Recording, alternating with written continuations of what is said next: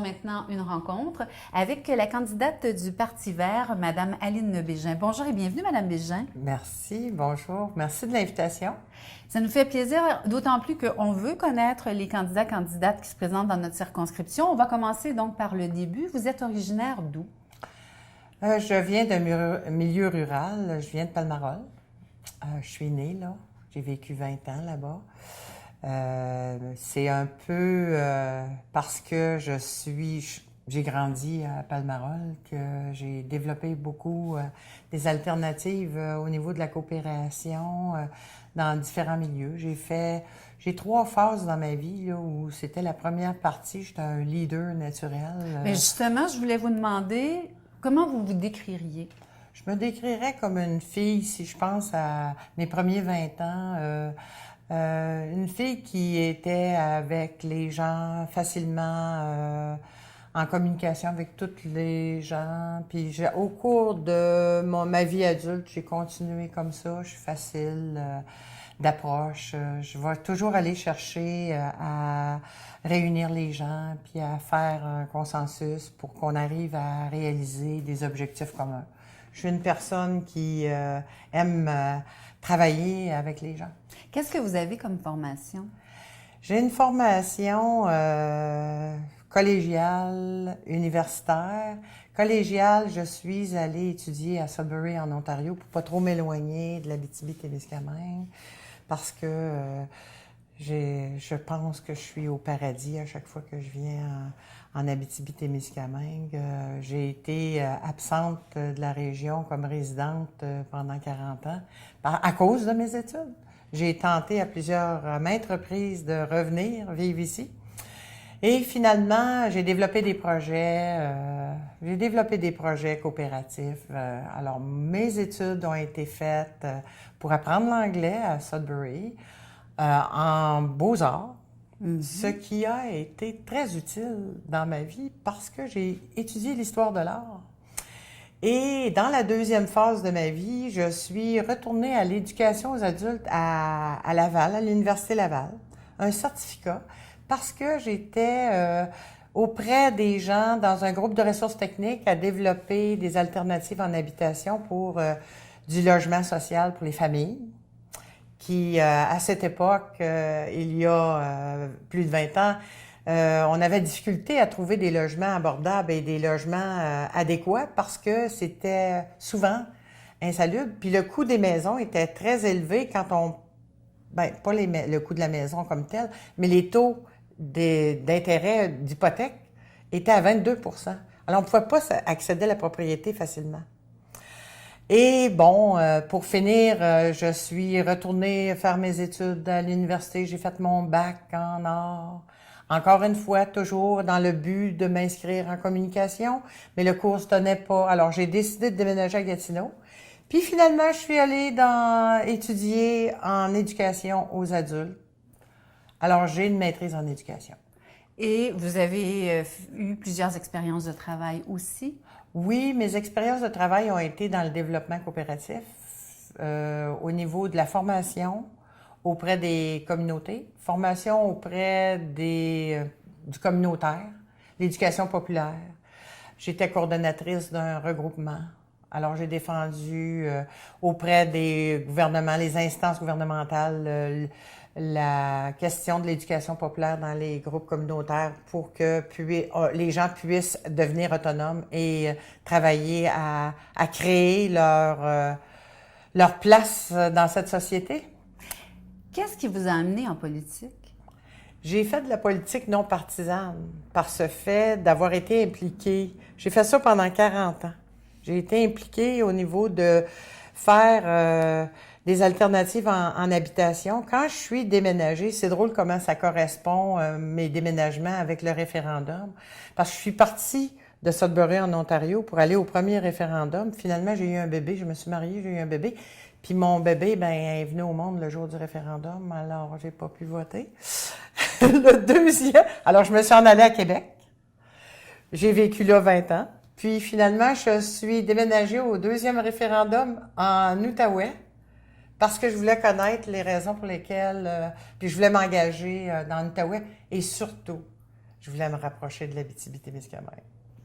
Le but étant de mieux vous connaître, on va vous poser des questions qu'on pose habituellement quand on a une entrevue d'embauche. Oui. Quelles sont vos principales qualités? Mes principales qualités, c'est l'écoute et la capacité de rassembler les gens autour d'une même cause, de faire un objectif commun, le dialogue, l'échange. Quand on dit qu'on a une qualité, on a un défaut en même temps. On écoute, mais comme je suis très leader, j'aime bien ça quand les gens me suivent. Puis justement, j'allais vous demander vos principaux défauts. Ce serait quoi? C'est de foncer, puis d'aller, puis de vérifier souvent, ça serait la qualité que j'ai développée au cours des années, c'est de vérifier si le reste du groupe suit. Qu'est-ce qui fait, selon vous, que vous feriez une bonne politicienne? Je suis déjà à Ottawa, j'enseigne le français aux députés, je suis toujours... au début, c'était la première partie de ma vie, c'était à l'Assemblée nationale à Québec. Puis la deuxième partie, je me tiens sur les collines.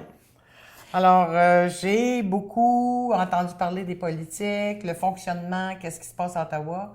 Puis je suis une fille qui vient de la base, qui s'occupe de ce qui se passe sur le terrain. Alors, je trouve que j'ai un bon lien entre le national puis le local. Je trouve que ça serait un bon trait d'union parce que c'est la principale compétence que j'ai. Je suis toujours en lien avec les gens qui sont de la base, puis les gens qui sont les décideurs. Puis je trouve que je suis une bonne personne pour interpréter ce que les gens ont besoin. Et quels sont vos intérêts dans la vie? Moi, je m'intéresse surtout à l'art. J'aime beaucoup l'art graphique, l'art numérique. J'aime aller voir des spectacles, bien sûr. J'aime un peu plus les petits spectacles que les gros spectacles maintenant. J'ai beaucoup voyagé, puis je suis allée voir beaucoup de spectacles maintenant. J'aime ça, l'intimité des petites salles. Donc, ouais. Dans vos loisirs, c'est beaucoup de culture? Oui, de la culture. C'est sûr que j'aime faire du sport, là. Je suis une fille qui aime beaucoup la bicyclette. Alors, quand je suis ici, je m'en vais sur les pistes ici. Je suis pas encore sur la route, là, les grandes routes, là. Je suis pas encore capable de faire ça. Mais je suis une adepte de la bicyclette. Si je vous dis santé, éducation, culture, environnement, c'est quoi qui vient en tête de liste? Moi, je vais voir tout ça en lien avec l'environnement, bien sûr, mais l'économie, qui est notre sujet principal, c'est que avec les gens qui vivent en région, il faut investir davantage dans l'économie locale, régionale, pour qu'on puisse soutenir toutes les nouvelles initiatives de création d'emplois et de création d'entreprises afin de soutenir l'industrie et d'aider à créer des alternatives pour que l'industrie minière, forestière, agricole puisse avoir des choix pour vraiment se développer. Parce que souvent, les Verts sont perçus comme, je dirais, comme des personnes qui voudraient tout mettre à l'ancienne. Nous, on est plutôt progressistes au Parti vert pour favoriser les nouvelles technologies puis favoriser les nouvelles idées parce la recherche est toute là. Il s'agit de l'appliquer. Alors, il faut soutenir les gens qui sont intéressés à démarrer des entreprises pour vraiment faire en sorte qu'on ait ça au niveau régional. Alors, pour moi, l'éducation, c'est tout interrelié. Il faut vraiment avoir cette concertation-là. Comme on a dans les MRC, on voudrait soutenir les MRC, on voudrait vraiment faire en sorte que le développement régional puisse être soutenu par nos politiques économiques et écologiques. Donc, tout ça est interrelié. Oui. Mais il doit y avoir quelque chose qui prime pour vous, là? Pour moi, je vois toujours la question du respect de l'environnement qui est la chose qui prime avant tout.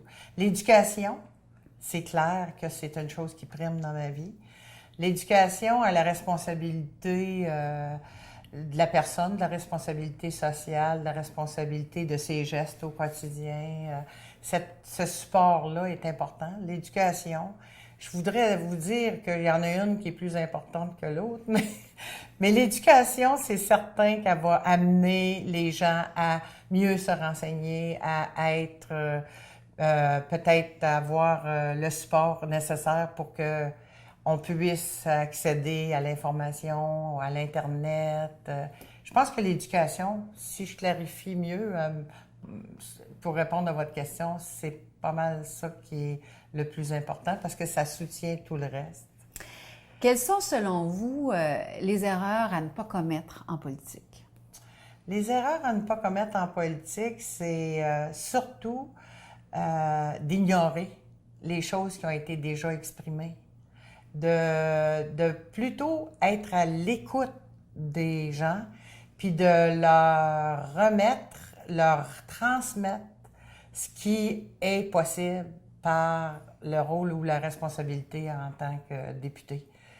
Il faut vraiment avoir un lien entre les gens et les politiques pour que les gens comprennent bien la possibilité ou les possibilités qu'ils ont à intégrer ça dans leur quotidien, c'est politique.